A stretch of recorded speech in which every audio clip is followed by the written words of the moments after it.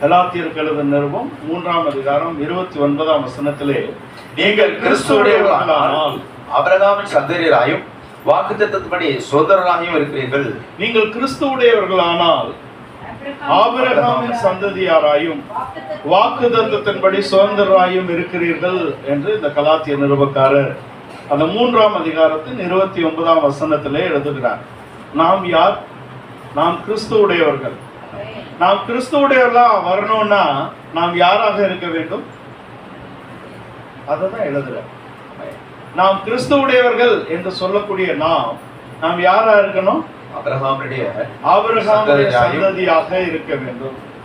நீங்கள் கிறிஸ்துவுடையவர்கள் ஆனால் நீங்கள் யாருக்கு குமாரராக குமாரத்திகளாக இருக்க வேண்டும்? ஆபிரகாமுக்கு குமாரரும் குமாரத்திகளுமாக இருக்க வேண்டும். அப்பொழுதுதான் நீங்கள் வாக்குத்தத்தத்தை சுதந்திரித்துக் கொள்ள முடியும். ஆபிரகாமுக்கு என்ன வாக்குத்தத்தம்? ஆபிரகாமுக்கு என்ன வாக்குத்தத்தம்? அவனுக்கு கானான் தேசத்தை தருவேன். கானான் தேசத்தை தருவேன். கானான் தேசத்தை தருவேன் அப்படிங்கிறது வாக்குத்தத்தம் அப்படின்னு நமக்கு தெரியுது. ஆபிரகாமுக்கு என்ன வாக்குத்தத்தம்? நீ காணாத தேசத்தை நான் உனக்கு கொடுப்பேன். நமக்கு கானான் தேசம் என்று சொல்லப்பட்டிருக்கிறது. ஆபிரகாமுக்கு என்ன தேசம் தரேன்னு சொன்னாரு? ஆமா, நான் காண்பிக்கும் தேசத்துக்கு போ. 12ஆம் அதிகாரம் ஆதியாகமத்துல, நீ உன் தேசத்தை, உன் இனத்தை, உன் தகப்பன் வீட்டை விட்டு நான் உனக்கு காண்பிக்கும் தேசத்துக்கு ஏங்க கூட கூட்டிட்டு போற ஆளை போன்னு சொல்வீங்களா, வான்னு சொல்வீங்களா? நீங்க ஒரு ஆளை கூட கூட்டிட்டு போறீங்க, அவரை வான்னு சொல்லுவீங்களா, போன்னு சொல்லுவீங்களா? வான்னு தானே சொல்றோம். ஏன் போன்னு சொல்றாரு? ஏன் போன்னு சொல்றாரு?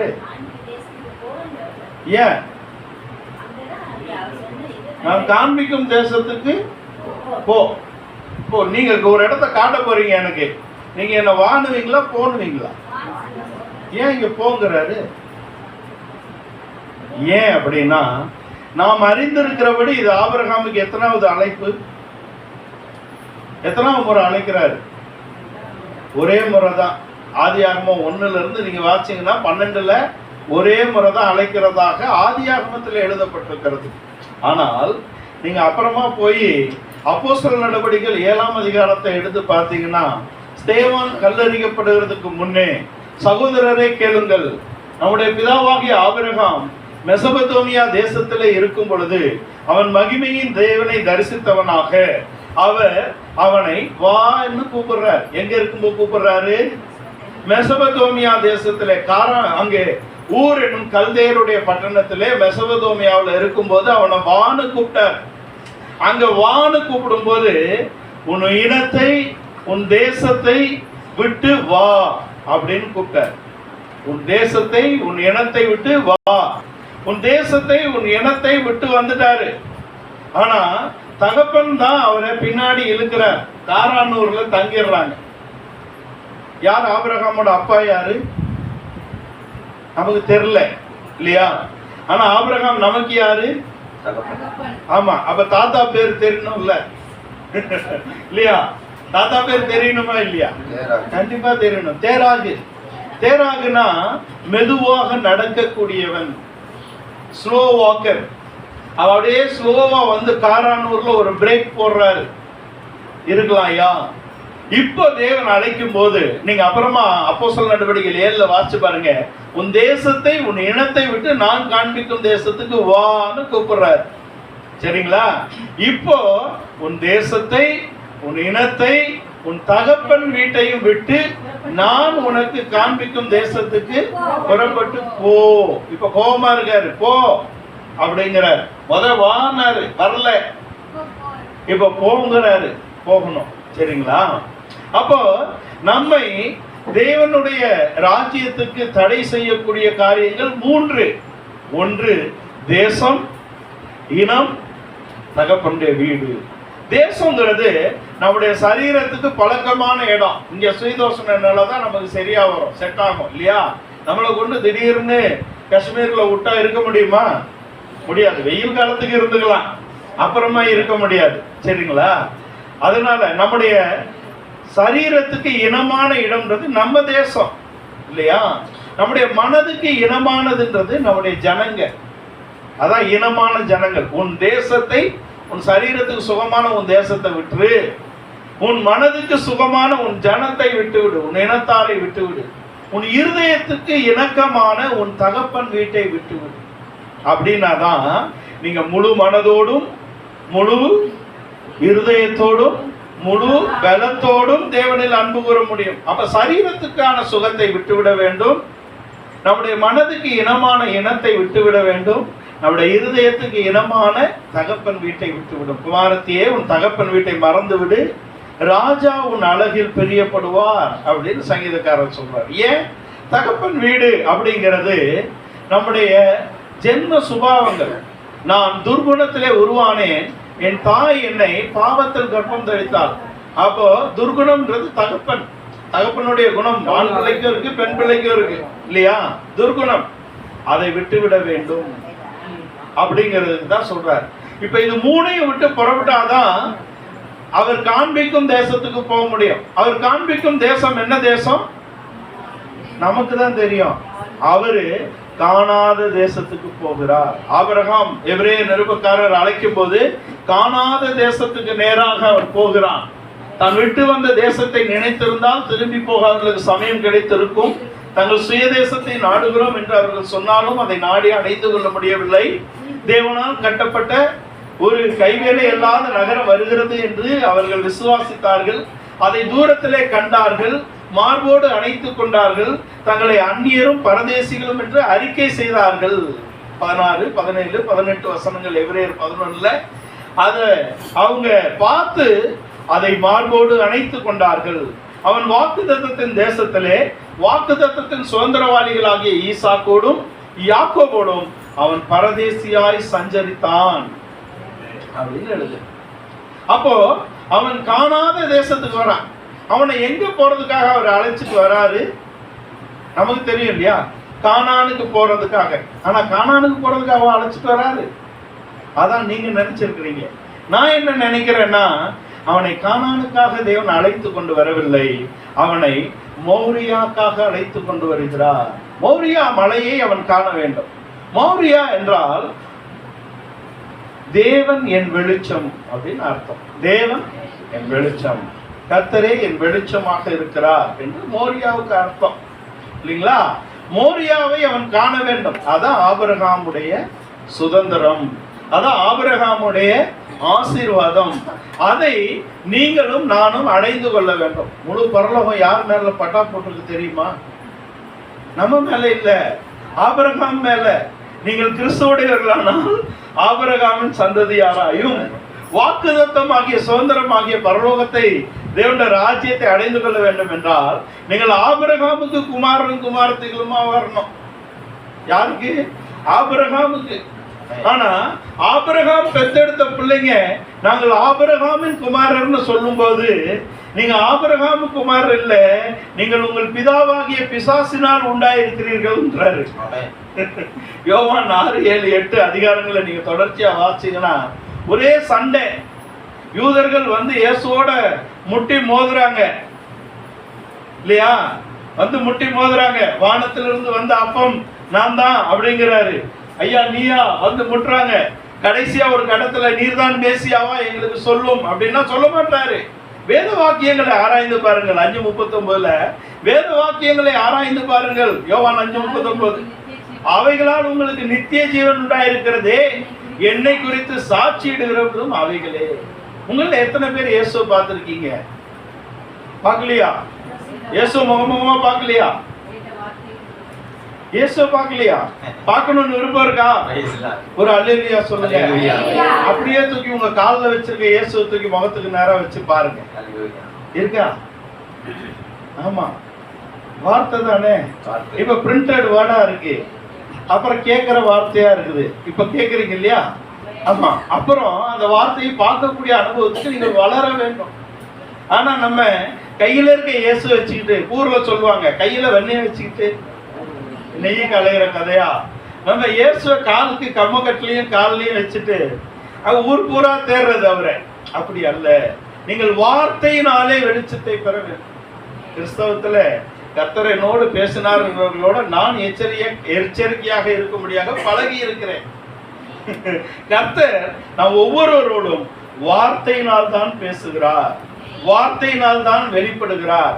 சாமுவேல் ஆகிய பிள்ளையாண்டான் ஏபோத்தை தரித்தவனாக சாமுவேல் ஏலிக்கு முன்பாகவும் தேவனுக்கு முன்பாகவும் அவன் ஊழியம் செய்து வருகிறான். 2ஆம் அதிகாரத்தின் கடைசியில அவர் தம்மை வார்த்தையினாலே அவனுக்கு வெளிப்படுத்தினார். அவர் அவனுக்கு வெளிப்படுத்தின அந்த வார்த்தைகளை அவன் தரையில் போடாதபடிக்கு அவர் காத்து கொண்டார். அப்போ கிறிஸ்தவத்திலே நாம் கொண்டு வரப்பட்டது நோக்கம் என்ன? நம்ம கொண்டு வரப்பட்டது நோக்கம் என்ன? எல்லா மனுஷரையும் எப்படி பிரவேசிக்க வைப்பீங்க? எப்படி பிரவேசிக்க வைப்பீங்க? இப்ப இதுதான் ஜீவன் வச்சுக்கோங்க, உங்க சபை தான் ஜீவன். இதுக்கு எனக்கு வழி தெரியலீங்க, நான் ஐயாவை கேட்டுதான் வழி எங்க இருக்கு அனுப்பி விடுங்க ஐயா, வந்து ரொம்ப காலம் ஆகுது தெரியும். ஆனா அதை போய் தேடி கஷ்டப்பட வேணாம டைமுக்கு வந்துடலான்னு ஐயா வழி அனுப்புங்க. எல்லாரும் நித்திய ஜீவனுக்கு உட்படுத்திடுவீங்க. எப்படி எப்படி சுவிசேஷத்தை அறிவிப்பீங்க? முதல்ல நாம் தேவனை அறிய வேண்டிய பிரகாரம் அறிந்து கொள்ள வேண்டும். அப்போ முதல்ல உங்க ஜீவனை நீங்கள் காத்துக்கொள்ள வேண்டும். அப்புறம்தான் அதை யூதர்கள் செய்யாதனாலதான் நீங்கள் குருடர்களுக்கு வழிகாட்டுற மாதிரி இருக்கிறீங்க. என்ன நீங்க அறியலையே? மேசியாவை அவர்கள் அறியல, ஆனா மேசியாக்காக காத்துக்கிட்டு இருக்காங்க. எங்களை போல வைராக்கியம் உள்ளவங்களை நீ உலகத்துல பார்த்ததுண்டா? பவுல் கேட்கிறாரு. ரோமரு 9ஆம் அதிகாரம் 10ஆம் அதிகாரம் அவருடைய வைராக்கியத்தை எழுதுறாரு. நாங்கள் தேவனுக்காக மிகவும் பக்தி வைராக்கியம் உள்ள ஜனங்க. எங்களை போல நீங்களா பார்த்ததுண்டா? நாங்கள் தேவனுக்காக பக்தி வைராக்கியமாக இருந்து தேவகுமாரனே சிலுவையில் அறைஞ்சிருக்கோங்க. எங்களுடைய வைராக்கியம் அறிவு கேட்டதாக இல்லை. இதை எழுதிட்டு தான் சொல்றாரு பிலிப்பியர்ல, அவரை அறிகிற அறிவின் மேன்மைக்காக நான் எல்லாவற்றையும் குப்பை என்று விட்டேன், நஷ்டம் என்று எண்ணுகிறேன், குப்பையுமாக விட்டேன். லாபமான எல்லாவற்றையும். அவருக்கு என்ன லாபம்? எவ்வளவு விட்டு வந்திருப்பாருன்னு நினைக்கிறீங்க? இன்னைக்கு நாம் உலகத்திலே இயேசுக்காக விட்டது எல்லாம் பண்ணி தின்ற தவிடு தான். அதை நம்ம பேசுற பெருமையை பார்க்கணும், அதை விட்டேன் இதை விட்டேன் அப்படின்னு. ஆனா பவுல் விட்டது இன்றைய கணக்குப்படி 600 கோடி ரூபாய். அதுவும் ஸ்டாக்னட் மணி இல்ல, ஒரு இடத்துல சேர்க்கப்பட்ட பணம் அல்ல, அது பிசினஸ்ல போட்ட பணம் வளரும். அவர் விட்டு வந்தது புரியுதா? அவர் கற்றுக்கொண்ட வேதத்தை எவ்வளவு காலம் கத்துக்கிட்டாருன்னு நினைக்கிறீங்க? அன்றைக்கு படிப்புங்கிறதே வேதத்தை படிப்பதுதான் யூதர்களுக்கு படிப்பு. எவ்வளவு காலம் படிச்சிருப்பாரு? 34 வருடம் படித்திருக்கிறார். சனகரிப்பு சங்கத்தின் முக்கியமான பிரமுகர், வேதத்தை கரைத்து குடித்த மனிதன். உங்களுடைய ஒரு பொது அறிவுக்காக சொல்லுகிறேன், வேதம் என்பது வெறும் பழைய ஏற்பாடு தான். புதிய ஏற்பாடு என்பது பழைய ஏற்பாடுடைய கோடு. இங்க அந்த கோடிங் தான் எழுதுறாரு இல்லையா? அங்கிருந்து தான் எடுத்து இங்க எழுதுறாரு. பிரசங்கங்கள் தான் 13 நிருபங்களாக ஆலோசனைகள் பிரசங்கம் தான் எழுதி இருக்கிறாரு இல்லையா? 4 சுவிசேஷங்கள், 1 நடபடிகள். அப்ப நடந்ததை அப்போஸ்தலர் நிருப நடபடிகள் எழுது. யார் அப்போஸ்தலர் நடபடிகள் எழுதுனா? லூக்கா எழுதுறாரு. லூக்கா சுவிசேஷம் எழுதுறாரு. மீதி எல்லாம் நிருபம் தான். ஒரு வெளிப்படுத்தின விசேஷம் இருக்கு இல்லையா? சுவிசேஷம் நமக்கு இருக்கிறது. இது எல்லாமே எங்க இருக்கு? இயேசு வேத வாக்கியங்களை அறிந்து ஆராய்ந்து பாருங்கள் அப்படின்னு சொல்லும்போது எது வேதம்? பழைய ஏற்பாடு தான் இருந்தது. மோசே எழுதின 5 ஆகமங்கள், தீர்க்க தரிசன புஸ்தகங்கள், வரலாற்று புஸ்தகங்கள், இதுதான் இருந்தது. 4 தான் இருந்தது இல்லையா? இலக்கிய வரலாற்று புஸ்தகங்களும் தீர்க்க தரிசன புஸ்தகங்களும் அங்கே மோசே எழுதின ஆகமங்களும் தான் இருந்தது. இதுதான் வேதம். வேத வாக்கியங்களிலே இயேசு இருக்கிறார் என்பதை நாம் அறிந்து கொள்ள வேண்டும். யார் மூலியமா அறிஞ்சிக்க முடியும்? யார் மூலியமா? பிதாக்களை நாம் அறிந்து கொள்ள வேண்டும். எதுக்கு எழுதியிருக்காரு? நீங்கள் ஆபிரகாமின் சந்ததினா நீங்கள் கிறிஸ்துவை அடைந்து கொள்ள முடியும். நீங்கள் கிறிஸ்துவுடையவர் என்றால் ஆபிரகாமை அறிந்து கொள்ள வேண்டும். ஏன் எழுதுறாரு? புதிய ஏற்பாடு துவங்கும் போது முதல் வசனம் என்ன வசனம்? ஆபிரகாமின் குமாரனும் தாவீதின் குமாரனுமாகிய இயேசு கிறிஸ்துவின் வம்ச வரலாறு. அப்போ ஆபிரகாமை அறிய வேண்டும், தாவீதை அறிய வேண்டும். அப்பதான் நீங்க இயேசுவை அறிய வேண்டிய பிரகாரம் அறிந்து கொள்ள முடியும். மாம்சத்தில் வந்து இயேசு கிறிஸ்து ஆபிரகாமின் குமாரன், தாவீதின் குமாரன். இதை அறிந்து கொண்டால்தான் அதை நம்ம சுதந்திரிக்க முடியும். வான அழைச்சாரே, எதை விட்டுட்டு வரணும்ன்றாரு? தேசத்தை, இனத்தை, உன் தகப்பன் வீட்டை விட்டு நான் உனக்கு காண்பிக்கும் தேசத்துக்கு வா. 2ஆம் வசனம் சொல்றாரு, நான் உன்னை ஆசீர்வதித்து உன் பேரை பெருமைப்படுத்துவேன், நீ ஆசீர்வாதமாய் இருப்பாய். இப்ப நாம எதுக்கு அழைக்கப்பட்டிருக்கிறோம்? மற்றவர்களுக்கு ஆசீர்வாதமாக இருக்கும்படியாக.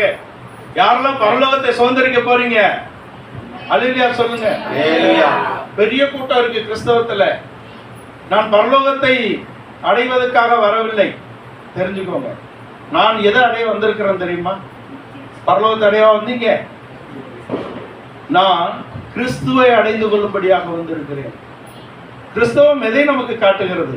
பரலோகத்தை அடைஞ்சிரும், பரலோகத்தை அடைஞ்சிரும், பரலோகத்தை அடைஞ்சிரும். முதலாவது நாம் கிறிஸ்துவை அடைய வேண்டும், இல்லையா? கிறிஸ்துவை அடைந்து கொள்ள வேண்டும். கிறிஸ்துவிலே ஜீவன் நித்திய ஜீவன் ஆகிறது. கிறிஸ்துவிலே ஜீவன் பரிபூரணப்படுகிறது. கிறிஸ்துவிலே நீங்கள் தேவனை அறியலாம்.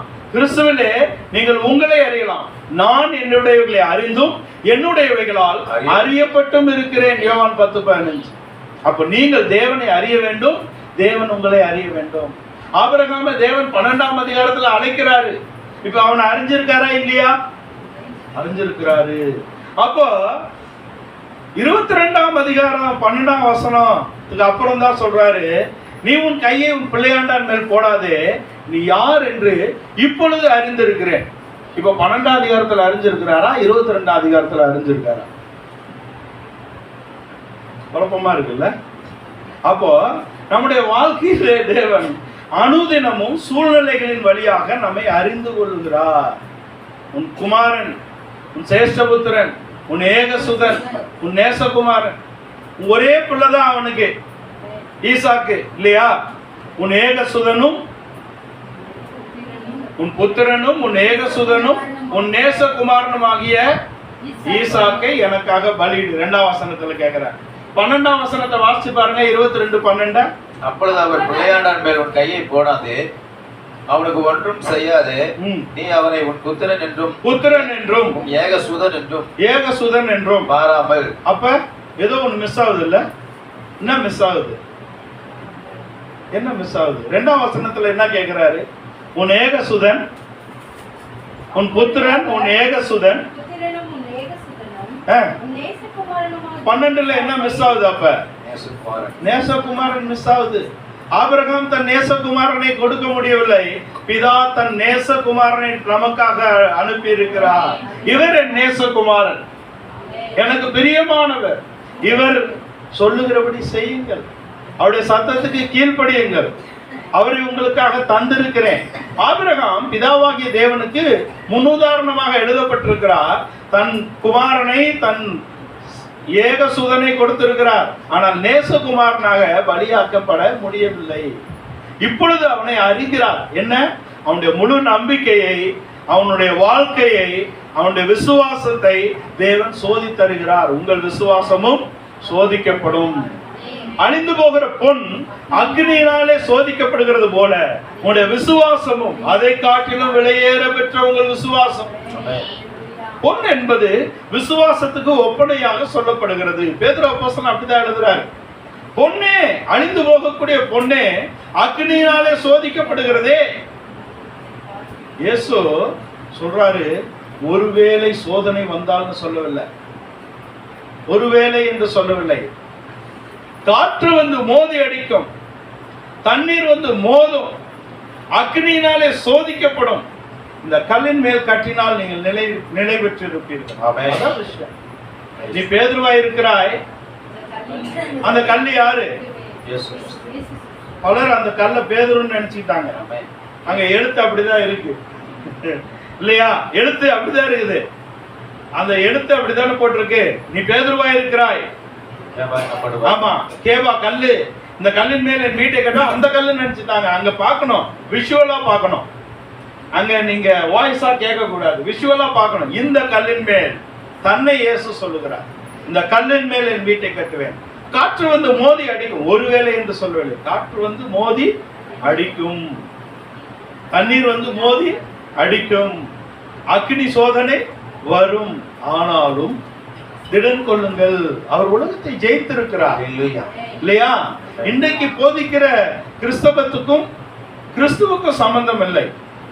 சபை உங்களை ஊக்கப்படுத்துவதற்காக சபை அல்ல, சபை உங்களை தெளிவிப்பதற்காக சபை. உங்க சபைக்கு அதான பேரு சத்தியம், இயேசு சத்தியம். ஆமா, இயேசு பிலாத்து கேட்கிறாரு, நீர் யார்? நான் சத்தியத்துக்கு ராஜா, நான் சமாதானத்துக்கு ராஜா, நான் சந்தோஷத்துக்கு ராஜா. சத்தியம்னா என்ன? நான் சத்தியம் என்றால் என்ன என்று கேட்கிறார். சத்தியம் என்றால் என்ன? நான் தாங்க சத்தியம் அப்படிங்கிறார். அவரே சத்தியம், அவர் தான் சத்தியத்துக்கு ராஜா, சமாதானத்துக்கு ராஜா, சந்தோஷத்துக்கு ராஜா இல்லையா? அவரை நாம் அடைந்து கொள்ள வேண்டும், அதுதான் முக்கியம். ஆபிரகாம் என்னை காண ஆசையா இருந்தான், என்னை கண்டு களி கூர்ந்தான். கண்டாரா? உடனே யூதர்களுக்கு பிரச்சனை, கணக்கு போட்டு பார்க்கறான். இருக்குது, ஒரு வயசு இவ்வளவுதான் இருக்குது. ஆபிரகாம் எங்கேயோ இருந்தாரு, அவன் எழுத்தின்படி சிந்திக்கிறான். அவன் ஆவிக்குரிய ரீதியிலே அவரை அடைந்து கொள்ள முடியவில்லை. ஆனால் நாம் ஆவிக்குரிய ரீதியிலே ஆபிரகாமின் சந்ததி, நாம் ஆவிக்குரிய யூதர்கள், நாம் ஆவிக்குரிய இஸ்ரவேலர்கள், நாம் ஆவிக்குரிய ஆபிரகாமுடைய சந்ததி, நாம் ஆவிக்குரிய வாக்குத்தத்தத்தின் சந்ததி, நாம் தான் சுதந்திரவாளிகள். அதனாலதான் பவுல் தெளிவா எழுதுகிறார், அவர் சந்ததிகளுக்கு என்று அநேகரை குறித்து சொல்லாமல் சந்ததிக்கு என்று ஒருவனை குறித்து அல்லவா சொல்லி இருக்கிறார். அந்த சந்ததி கிறிஸ்துவே. ஈசாக்கு என்றால் வார்த்தை, இயேசு என்றால் வார்த்தை. ஆதியிலே வார்த்தை இருந்தது, தேவனாய் இருந்தது, தேவனிடத்தில் இருந்தது, அது தேவனாய் இருந்தது அப்படின்னு யார் எழுதுறா? யோவான் தான் எழுதுறாரு. ஆனா அதுதான் எங்க எழுதி இருக்கணும்? ஆதியாகமத்தில் எழுதி இருக்கணும் இல்லையா?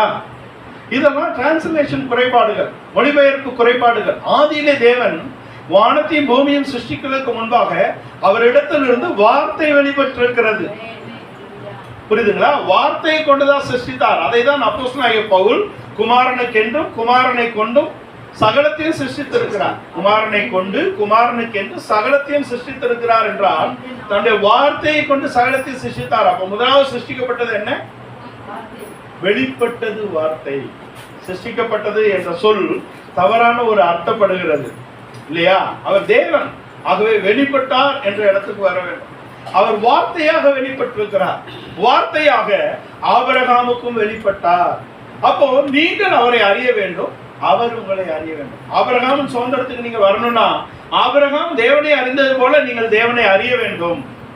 ஆபிரகாமை தேவன் அறிந்தது போல நம்மை தேவன் அறிய வேண்டும்.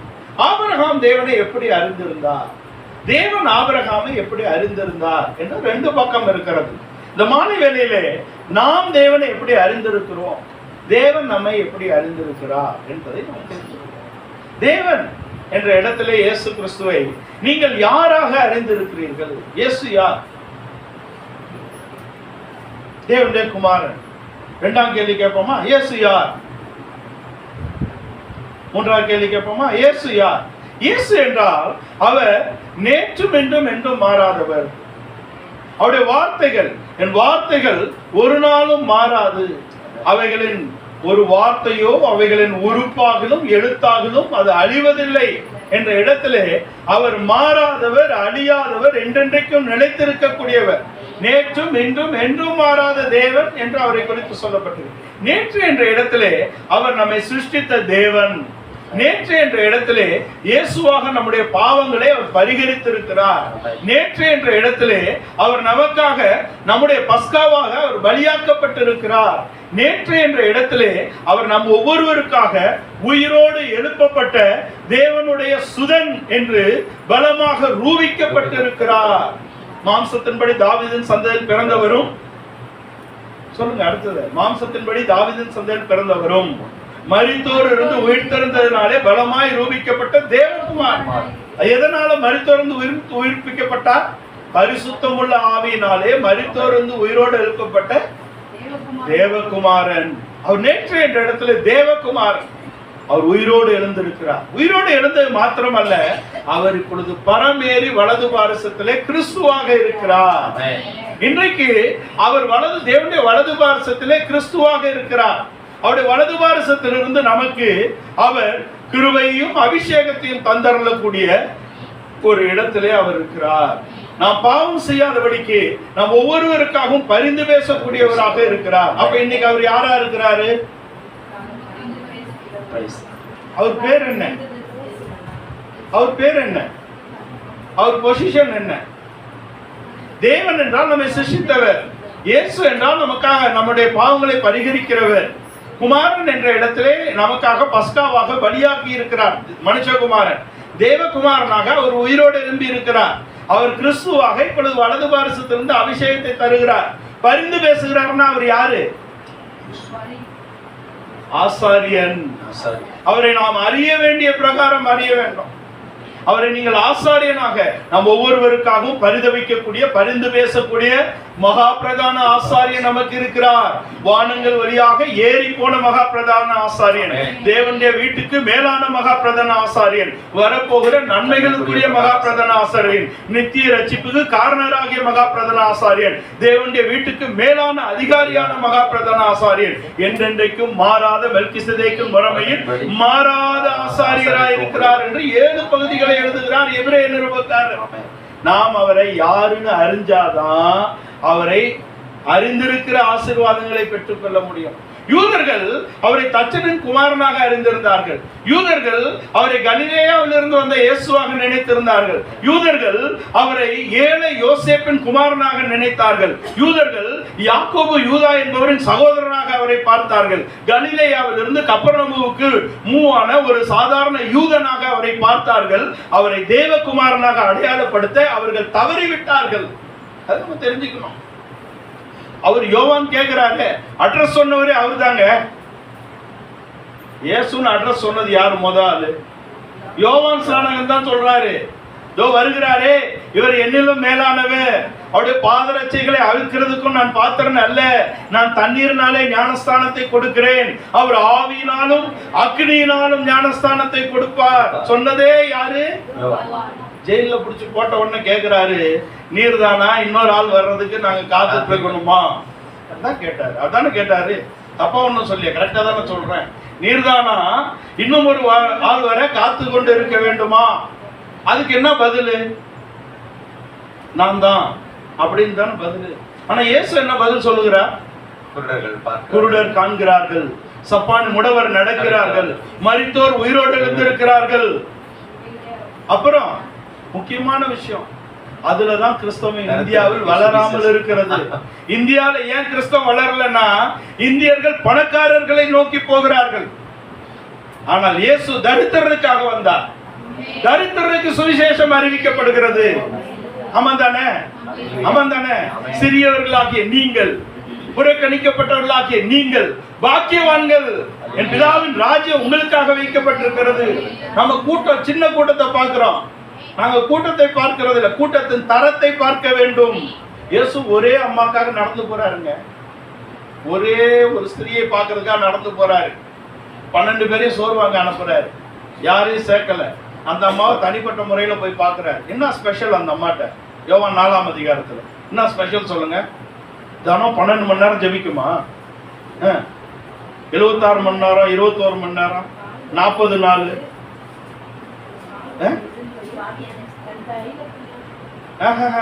யோவான் 4ல எதுக்கு அந்த அம்மா கிட்ட போறாரு? அந்த அம்மா வேதத்தை கற்று வைத்திருக்கிறாள். ஆபிரகாம், ஈசாக்கு, யாக்கோபை அறிந்திருக்கிறாள். எருசலேமின் சட்டதிட்டங்களை அறிந்திருக்கிறாள். தேவனை தொழுது கொண்டு எருசலேமுக்கு போகணும்னு தெரியுது. நீர் யூதனாய் இருக்க இடத்தில் தண்ணீர் கேட்கலாமா? இந்த கிணத்தை கொடுத்த யாக்கோபை விட நீர் பெரியவரா? மேசியா வருவார் தெரியுமா அப்படின்னு கேட்கிறாங்க. நீங்கள் வேதத்தை அறிந்திருந்தால் நீங்கள் தேவனை அறியலாம், தேவன் உங்களை தேடி வருவார். ஆனா இன்றைக்கு நீங்க 12 மணி நேரம், 24 மணி நேரம், 40 நாள், 76 மணி நேரம் பிரேயர்லாம் நடக்குது. கூட்டம் ஜேன்னு இருக்கும். ஒரு நாள் கூப்பிடுங்க 3 மணி நேரம் எல்லாரும் முழிச்சிருந்து பைபிள் படிக்கலான்னு. நம்ம மட்டும்தான் இருப்போம், யாரும் வரமாட்டாங்க. ஆமா, எல்லாரும் ரேடியோ ஸ்டேஷன் தான் நடத்துறோம். ஜெபம் என்பது நாம் தேவனிடத்தில் பேசுகிறது. ஒன் வே கம்யூனிகேஷன் தான். டூ வே கம்யூனிகேஷனுக்கு வரணும். அங்கிருந்து அவர் என்ன பேசுறாருன்னு கேட்க யாரும் ஆயத்தமா இல்லை. ஒன் வே கம்யூனிகேஷன் தான். ஜெபம் பண்றோம், ஐயா இதை தாரும் அதை தாரும். இப்ப யார் யாருக்கு ஊழியக்காரன்னு தெரியல. நீ இப்பொழுதே இவனை விடுதலையாக்கும். யார் யாருக்கு ஊழியம் செய்யறது? புரியுதா உங்களுக்கு நான் சொல்றது? இவனை விடுதலையாக்கும், அவனை சரி செய்யும், இப்பொழுதே மழை நீக்கட்டும், இப்பொழுதே வெயில் அடிக்கும். யார் யாருக்கு ஊழியம் செய்யறது? இயேசு தெளிவாக சொல்லுகிறார், என் பிதா எதை செய்ய சித்தமாய் இருக்கிறாரோ அவைகளையே நான் செய்கிறதுனால் என் பிதா என்னில் பிரியமாய் இருக்கிறார், என்னில் மகிமைப்படுவார். ஏன் சொல்றாரு? அவர் எதை சித்தமா செய்ய சித்தமா இருக்கிறார். அம்மா சொன்னாங்க சரி ஜாடியை கொண்டாங்க தண்ணியை ஊத்துங்கன்னு சொல்லல. வேலை வரவில்லை. Is waiting for his time, right time. புரியுதா உங்களுக்கு? அவர் ஒரு இடத்துல அக்கிரம செய்யக்காரரே, உங்க கூட்டமும் தெரியாது, நீங்க குணமாக்கணும் தெரியாதுன்னு சொல்றாரு. ஏன்? அக்கிரமம் என்றால் என்ன? கிரமம் என்றால் ஒழுங்கு. அதுக்கு எதிரடையானது ஒழுங்கினம். அக்கிரமம், கிரமம் என்பது தேவனுடைய சித்தம், அக்கிரமம் என்பது நம்முடைய சித்தம். அப்போ நம்முடைய சித்தத்தை அல்ல, தேவனுடைய சித்தத்தை செய்வதற்கு நாம் நம்மை ஒப்புவிக்க வேண்டும். அதுக்கு முதற்படி என்ன? கிறிஸ்தவத்தில் புகை பிடிக்காதே, குடிக்காதே, விபச்சாரம் செய்யாதே, திருடாதே, கொள்ளையடிக்காதே, கொலை செய்யாதே எல்லாம் சொல்லி தராங்க. உன் விருப்பப்படி நீ வாழாதேன்னு சொன்னா சர்ச்சு காலி ஆயிடும். அதனால சொல்ல மாட்டாங்க. ஆனா அதுதான் சொல்லுது வேதம். நீங்கள் உங்கள் சுய இச்சைகளினாலே எழுப்புண்டு போகாதபடிக்கு தான் பரிசுத்த ஆவியானவர் கொடுக்கப்பட்டிருக்கிறார். உங்களுடைய சொந்த சித்தத்தை உடைத்து தேவ சித்தத்தை உங்களை நிறைவேற்றப்படும்படியாக தான் பரிசுத்த ஆவியானவர் கொடுக்கப்பட்டிருக்கிறார். ஜென்ம சுபாவங்கள் உங்களிலிருந்து நீக்கப்பட்டு தெய்வீக திவ்ய சுபாவத்தை நீங்கள் அடைந்து கொள்ளும்படியாக தான் பரிசுத்த ஆவியானவர் பொழிந்தருளப்பட்டிருக்கிறார். அதை விட்டுறோமே. நம்ம இஷ்டத்துக்கு நினைச்சா வரோம், நினைச்சா வர மாட்டோம், நினைச்சா ஜெபம் பண்ணுவோம், அப்படித்தானே இருக்கிறோம். அதை குற்றம் என்று யாரும் சொல்லி கொடுக்கலையே இல்லையா? கேள்வினாலே ஞானம் வரணும்னா கொஸ்டின் இல்லை, கேட்கணும் இல்லையா? இந்த கேள்வியிலே ஞானத்தை கொண்டு வரக்கூடிய உத்தியோகம் சபைக்கு அருளப்பட்டிருக்கிறது. அதனாலதான் சபையிலே சத்தியம் போதிக்கப்படுகிறது, பிரசங்கிக்கப்படவில்லை. பிரசங்க வெளியில, அவுட் ஆஃப் சர்ச். இஸ்ரவேலே கேள், ரட்சிக்கப்பட்ட ஜனமே உனக்கு நிகரானவன் ஒப்பானவன் யார்? இது பேசணும். நீங்களும் சந்தோஷம், நானும் சந்தோஷம். பிரயோஜனம் ஒன்றும் இருக்காது. சரிங்களா? நீங்கள் அங்கே வர வேண்டும் என்றால் நீங்கள் ஆபிரகாமின் சந்ததியாக வார்த்தையின் வித்திலே நீங்கள் உருவாக்கப்படும். அழிவுள்ள வித்தினாலே அல்ல, என்றென்றைக்கும் அழியாத வித்து. 1:23 1 பேதுரு 1:23 எழுதுறாரு. எதனால்? வார்த்தையினால் நீங்கள் ஜெனிப்பிக்கப்பட வேண்டும். வார்த்தையினால் நீங்கள் ஜெனிப்பிக்கப்பட்டு ஞானஸ்தானத்தின் உடன்படிக்கைக்குள்ளே வந்து பரிசுத்தாவின் அபிஷேகத்தை நீங்கள் பெற்றிருந்தால் தான் நிலைத்திருக்க முடியும். அப்பதான் உங்கள் பிரச்சனைகளை நீங்கள் விடுதலையாக்கிக் கொள்ள முடியும். நீங்கள் விடுதலை பெற்றால் தான், நீங்கள் ஆசீர்வாதத்தை அடைந்து கொண்டால் தான் நீங்கள் மற்றவர்களுக்கு ஆசீர்வாதமாக இருக்க முடியும். ஊர் என்னும் கல்தேயருடைய தேசம் மெசபதோமியான்றது பெரிய ஒரு கல்ச்சர். அன்னைக்கு அங்கிருந்து அவனை கானானுக்கு கூட்டு வர்றாரு, சபிக்கப்பட்ட பூமிக்கு கொண்டு வர்றாரு. எதுக்கு? இந்த சாப பூமியை ஆபிரகாம் ஆசீர்வாதமாக மாற்ற வேண்டும். உங்களை என்னையும் இந்த தேசத்திலே ஏன் தெரிந்து கொண்டார்? உங்களை என்னையும் நம் குடும்பத்திலே ஏன் தேவன் தெரிந்து கொண்டார்? நாம் நம்முடைய காரியங்களை மாற்றி நம்முடைய வித்து கிறிஸ்துவினால் உண்டாயிருந்தால், நாம் கிறிஸ்துவுடையவர்களாக இருந்தால், நாம் ஆபிரகாமின் சந்ததியாக இருந்தால், நம்முடைய வாழ்க்கையின் எல்லா விதமான சாவ பாவ ரோகங்களை நீக்கி மற்றவர்களை விடுதலையாக்கும்படியாக I bless you and you will be blessed. நான் உன்னை ஆசீர்வதிப்பேன், நீ ஆசீர்வாதமாக மற்றவர்களுக்கு இருப்பாய். அப்ப நீங்கள் ஆபிரகாமின் சந்ததி என்றால் நீங்கள் முதலாவது ஆசீர்வாதத்துக்குள் வர வேண்டும். நான் பொருளாதார ஆசீர்வாதத்தை குறித்து பேசவில்லை. இத்தனை காலங்கள் நான் தேவனுடைய பாதத்தில் இருந்து சொல்லுகிறேன், ஒரு நாளும் என்னுடைய பூமிக்குரிய சரீர தேவைகளுக்காக நான் ஜெபித்தது கிடையாது. ஆமா, அதை அவர் தர வல்லவராக. எனக்கு என்ன வேணும்னு அவருக்கு தான் பர்ஃபெக்டா தெரியும். சரிங்களா? ஆதாமே உனக்கு என்ன வேணும்னு கேட்டிருந்தா என்ன கேட்டிருப்பாரு? ஆளுக்கு ஒரு கூட பழம் கேட்டிருப்பாரா? மொத்தம் 2 கூட தான். அவ்வளவுதான் நம்ம அறிவு இல்லையா? ஆமா தானே? அவ்வளவுதானே. ஆனா 2 பேருக்கு ஒரு தோட்டம் நிறைய கொடுத்திருக்கிறார். இது தேவன் தரக்கூடியது. நீங்க கேட்டா 2 கூட தான் கேட்பீங்க. அவரா கொடுத்தா யார் பணக்காரர் தெரியுமா? போதும் என்று மனதோடு கூடிய தேவ பக்தியே மிகுந்த ஆதாயம். நீங்களும் நானும் கிறிஸ்துவிலே திருப்தியாக இருக்கிறோம் இல்லையா? தங்க இடம் தந்திருக்கார், உண்ண உணவு கொடுத்திருக்கார், ஆவிக்குரிய சகல காரியங்களை பார்த்துக் கொள்கிறார். ஆனால் இன்றைக்கு தேசத்தின் மிகப்பெரிய பணக்காரர்களும் பிச்சைக்காரர்கள் தான். என்ன அவர் 1000 கோடிக்கு பிச்சை எடுப்பாரு, இன்னொருத்தன் 100 கோடிக்கு பிச்சை எடுப்பான், இன்னொருத்தன் இந்த தடவை வின் பண்றதுக்காக பிச்சை எடுப்பான். அவன்லாம் பிச்சைக்காரன் தான். We have a life of contentment. போதும் என்ற மனதோடு கூடிய தேவ பக்தியை நாம் அடைந்து கொண்டிருக்கிறோம். சரிங்களா? நாம் எதற்காகவும் கவலைப்பட தேவையில்லை. அந்தந்த நாளே அதற்காக கவலைப்படுகிறது. ஆபிரகாம் ஒன்றுக்கும் கவலைப்படவில்லை. சாராலும் ஒன்றும் கேட்டதாக எங்கும் எழுதப்படவில்லை. என்னையா நிபாடு பெட்டியெல்லாம் கட்டின, எங்க போற, அந்த அம்மா எதுவும் கேட்கல. நம்மில் அநேக கிறிஸ்துவுக்குள் இருந்தாலும் நமக்குள்ள அநேக கேள்விகளும் குழப்பங்களும் இருக்கிறது தான் நம்முடைய ஆசீர்வாதங்களுக்கு தடையாக இருக்கிறது. தேவன் நம் பட்சத்தில் இருந்தால் நமக்கு எதிராக இருக்கிறவன் யார்? அவர் நம் பட்சத்தில் இருக்க வேண்டும் என்றால் முந்தின வசனத்தை வாசி பார்க்கணும். பண ஆசை இல்லாதவர்களாக இருக்க வேண்டும். நம்முடைய தேவைகளை தேவன் சந்திக்க வல்லவராக இருக்கிறார். நீங்கள் கவலைப்படுகிறதுனாலே ஒன்றும் செய்ய முடியாது. ஒன்றுமே செய்ய முடியாது. என்ன பண்ண முடியும்? அந்தந்த நாளே அதற்காக கவலைப்படுகிறது. நாம் தேவனுடைய பிள்ளைகளாக இருக்கிறோம். நாம் அவருடைய குமாரனும் குமாரத்திகளுமாக இருக்கிறோம். நாம் தேவனால் முன்குறிக்கப்பட்டவர்களாக இருக்கிறோம். நாம் ஆபிரகாம், ஈசாக்கு, யாக்கோபுடைய ஆவிக்குரிய சந்ததியாக இருக்கிறோம். இஸ்ரவேலர்களை காட்டிலும் மேலான ஆசீர்வாதம் நமக்கு வந்திருக்கிறது. நம்முடைய நிறைவுக்கு பின்புதான் யூதர்களுக்கு அந்த ரட்சிப்பு வரப்போகிறது. அது நம்ம தெரிஞ்சுக்கணும். அதனால நாம் ஆவிக்குரிய ஆபிரகாமுடைய சந்ததி. அவர் எவர்களை முன் அறிந்தாரோ, முன்குறித்தாரோ அவளை அழைத்திருக்கிறார். எவளை அழைத்தாரோ அவளை நீதிமான்களாக்கி இருக்கிறார். எவர்களை நீதிமான்களாக்கினாரோ அவளை மகிமைப்படுத்தி இருக்கிறார். தேவன் முன்குறித்தவர்களுக்கு எதிராக இருப்பவன் யார்? அவளை குற்றம் சாட்டுகிறவன் யார்? அவளை நியாயம் தீர்க்கிறவன் யார்? அவளை கிறிஸ்துவின் அன்பை விட்டு பிரிப்பவன் யார்? கிறிஸ்துவே மரித்தார், கிறிஸ்துவே உயிர்த்தார், கிறிஸ்துவே வலது வாரிசத்தில் இருக்கிறார். எப்பொழுதும் நாங்கள் எந்நேரமும் அடிக்கப்படும் ஆடுகளை போல எண்ணப்பட்டாலும் அவருடைய அன்பை விட்டு எங்களை பிரிப்பவன் யார்? உபத்திரவமோ, வியாகுலமோ, துன்பமோ, பசியோ, நிர்வாணமோ, நாசமோசமோ, பட்டயமோ, இவை எல்லாவற்றிலும் எங்களில் அன்பு கூறுகிறாரே முற்றும் ஜெயம் கொள்ளுகிறோம். இஸ்ரவேலர்கள் ஆபிரகாமுடைய சந்ததியார் கானான் தேசத்துக்குள்ளே வந்து 7 ஜாதிகளை அவர்கள் ஜெயம் கொள்ள வேண்டும். நாம் ஆவிக்குரிய ஆபிரகாமுடைய சந்ததி 7 காரியங்களை நாம் எதிர்கொள்ள வேண்டும். உபத்திரவமோ, வியாகுலமோ, துன்பமோ, பசியோ, நிர்வாணமோ, நாசமோசமோ, பட்டயம். உபத்திரவம் தொடங்கி பட்டயம், உபத்திரவம் வந்தாலும் பட்டயமாகிய மரணம் வந்தாலும், மரணமே உன் கூர் எங்கே, பாதாளமே உன் ஜெயம் எங்கே? மரணத்தின் கூர் பாவம், பாவத்தின் மேல நியாயப்பிரமாணம். நம்முடைய கர்த்தராகிய இயேசு கிறிஸ்துவினால் நமக்கு ஜெயத்தை கொடுக்கிற பிதாவை ஸ்தோத்திரிக்கிறேன். கட்டுகள், உபத்திரவங்கள், பட்டணங்கள் தோறும் எங்களுக்கு வைக்கப்பட்டிருக்கிறது. இது ஒன்றையும் குறித்து கவலைப்படேன். என் ஜீவனையும் அருமையாக எண்ணேன். கிறிஸ்து எனக்கு ஜீவன், சாவு எனக்கு ஆதாயம் என்று பவுல் அப்போஸ்தலன் சொல்லுகிறார். அதே கிறிஸ்துவை நீங்களும் நானும் அடைந்து கொள்ள வேண்டும். அதே ஆபிரகாமுடைய சந்ததியாக நீங்களும் நானும் மாற வேண்டும். ஆபிரகாம் எபிரேயர்கள் ராஜாக்களை ஜெயித்தார்கள். ஆபிரகாமுடைய சந்ததிகள் இஸ்ரவேலர், யாக்கோபு இஸ்ரவேலர்கள் ஜாதிகளை ஜெயித்தார்கள். இஸ்ரவேலுடைய குமாரனாகிய யூதா துதினால் ஜெயம் பெறும்படியாக இன்றைக்கும் நினைத்திருக்கிறான். யூத குலத்தான், ஆனால் அவனுக்கு முன்பாக நீங்கள் தாழ்ந்து நிச்சயம். நாம் ஆவிக்குரிய எபிரேயர்களாக ராஜ்யங்களை ஜெயிக்கும்படியாக அழைக்கப்பட்டிருக்கிறோம். நாம் ஆவிக்குரிய இஸ்ரவேலர்களாக ஜாதிகளை ஜெயிக்கும்படியாக அழைக்கப்பட்டிருக்கிறோம். நேஷன்ஸ். நாம் ஆவிக்குரிய யூதரானால் நமக்கு முன்பாக ஒருவனும் ஜெயம் பெற முடியாது. சீரியஸே சொல்றான். ஆமான் பொண்டாட்டி சீரியஸ், அவதான் அங்க வைக்கிறதுக்கும் ஓகே சொன்னாலும் அவங்கதான்.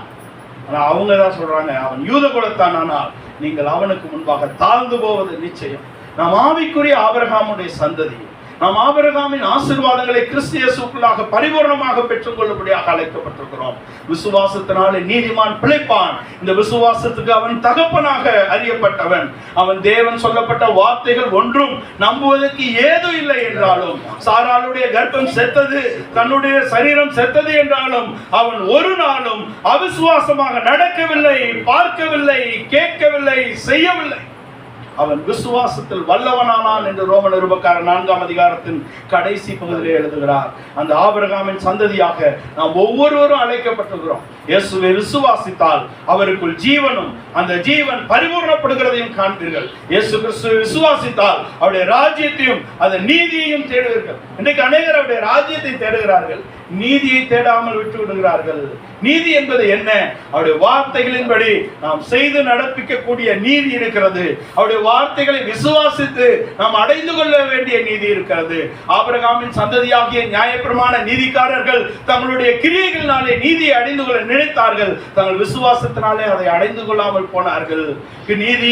நீதியின் சந்ததி என்று அழைக்கப்பட்ட அவர்கள், நீதிக்கு பாத்திரராக அழைக்கப்பட்ட அவர்கள் அங்க கிரியையினாலே அந்த நீதியை அடைந்து கொள்ள நினைத்து அதை அடையாமல் போனார்கள்.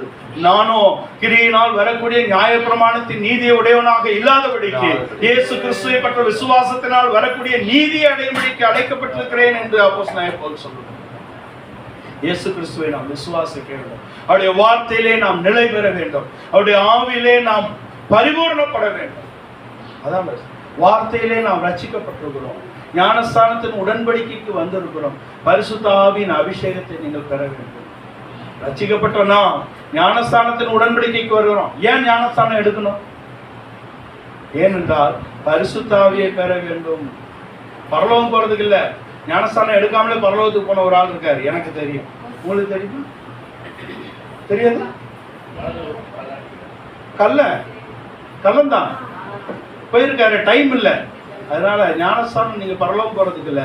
ஞானஸ்தானம் நீங்கள் பாவ மன்னிப்புக்கென்று ஞானஸ்தானம் பிதாகுமாரன் பரிசுத்தாவி நாமத்தினால் ஞானஸ்தானம் பெற்றால் பரிசுத்த ஆவியின் வரத்தை பெறுவீர்கள். வரம்னு எதிர்க்கு, அதனால அது வரம் அவருக்கு தான். எல்லா வரத்தையும் விரும்புகிறோமே. கேளுங்கள், தட்டுங்கள், தேடுங்கள். அது பணத்தை அல்ல, அது தனத்தை அல்ல, அது பரிசுத்த ஆவியை தான் சொல்றார். தேடுங்கள், தட்டுங்கள், கேளுங்கள். நீங்கள் கேட்டால் தராமல் இருப்பாரா? தன் குமாரனையை தந்திருக்கிறாரே. தட்டுங்கள், பரலோக ராஜ்யம் பலவந்தம் செய்யப்படுகிறது. பரலோக ராஜ்யம் என்பது அவருடைய பரிசுத்த ஆவி நமக்குள் வருகிறதாக இருக்கு. தேடுங்கள். அதுக்கு விரோதமாக நம்முடைய வாழ்க்கையில என்ன இருக்கிறது என்று தேடி பாருங்கள். ஏன் அந்த அபிஷேகத்தின் நிறைவை நாம் பெற்றுக்கொள்ள முடியவில்லை என்று தேடி பாருங்கள். கேளுங்கள். பொல்லாதவர்களாகிய நீங்களே உங்க பிள்ளைங்களுக்கு நல்லது தருவீங்களே. நீங்க அப்பத்துக்கு பதிலாக கல்லு தருவீங்களா? தேளு தருவீங்களா? பாம்பு தருவீங்களா? பொல்லாதவர்களாகிய நீங்களே நன்மையை செய்கிறீர்களே. பிதாவானவர் தம்முடைய குமாரனையே தந்திருக்கிறாரே, மற்றவர்களை தராதிருக்கிறது எப்படி என்பது பரிசுத்த ஆவியின் நிறைவு. குமாரன் பெற்ற அளவில்லாத அந்த அபிஷேகத்தை நீங்கள் பெற்றுக்கொண்டால் நீங்கள் விசுவாசத்தில் வல்லவர்கள் ஆவீர்கள். மரணம் உங்களை கண்டு 11ஆம் அதிகாரம் எபிரேயர்கள் நீங்க வாசிச்சு பார்த்தா, அவர்கள் அக்னியின் உக்கிரத்தை அவித்தார்கள். சிங்கங்களின் அக்னி அவங்களை அவிக்கலங்க, நல்லா கேட்கணும். அவர்கள் அக்னியின் உக்கிரத்தை அவித்தார்கள். தீக்குள்ள இருக்கும் பொழுது அவர்கள் தீயை பார்க்கவில்லை, தேவனையை கண்ணோக்கி பார்த்தார்கள். கெவிக்குள்ளே இருக்கும் பொழுது சிங்கத்தை எல்லாம் அவன் தேவனை நோக்கி பார்த்தான். இன்னொரு பக்கத்திலே அவர்கள் ஆவிக்குரியவர்கள், அவர்கள் மாம்சம் இல்லை, அவர்களுடைய தீயின் வாசனை வீசாது. நாம் கிறிஸ்துவுடையவர்களானால் ஆபிரகாமின் சந்ததியாக வர வேண்டும். நாம் கிறிஸ்துவுடையவர்களானால் அவருடைய ஆவிக்குரிய ராஜ்யமாக நாம் மாற வேண்டும். நாம் கிறிஸ்துவுடையவர்களானால் மேலானவைகளை நாட வேண்டும். நாம் கிறிஸ்துவுடையவர்களானால் உன்னதங்களிலே உட்காரப்பட வேண்டும். நம்ம எங்க இருக்கிறோம்? தாம்பரத்திலே இருக்கக்கூடாது, நம்ம இயேசுவோடு உட்கார்ந்து இருக்க வேண்டும். எபேசியர் 2:7 அவரோட நம்ம உயிரோடு எழுப்பி உன்னதங்களிலே உட்காரவும் செய்திருக்கிறார்.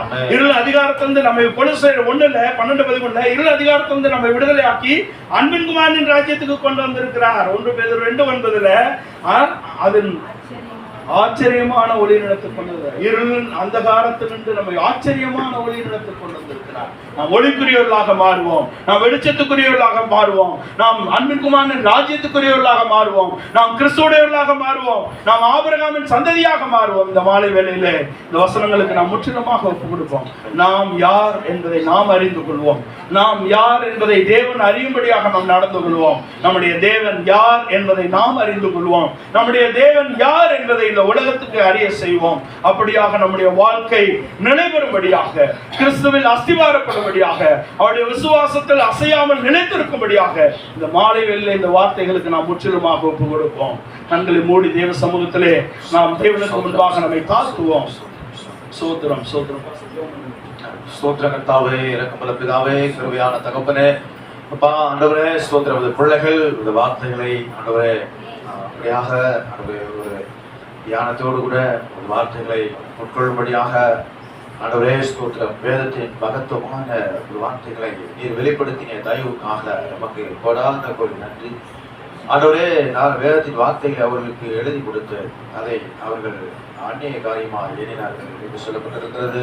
ஒருவேளை இந்த வார்த்தைகளை அந்நிய காரியமாய் நினைத்து ஒரு காதில் வாங்கி ஒரு காதில் விடாதபடிக்கு இந்த வேத வார்த்தைகள் எல்லாம் மகத்துவம் நிறைந்தது என்பதை அவர்கள் அறிந்து ஆவிக்குரியதான முத்தான பல ரகசியங்களையும் ஆவிக்குரியதான பல உண்மை தன்மைகளையும் இது உடையதாலும் ஆண்டவரை தேவனுடைய தாசரை கொண்டு தேவன் வார்த்தைகள் நடத்துகிறோம்.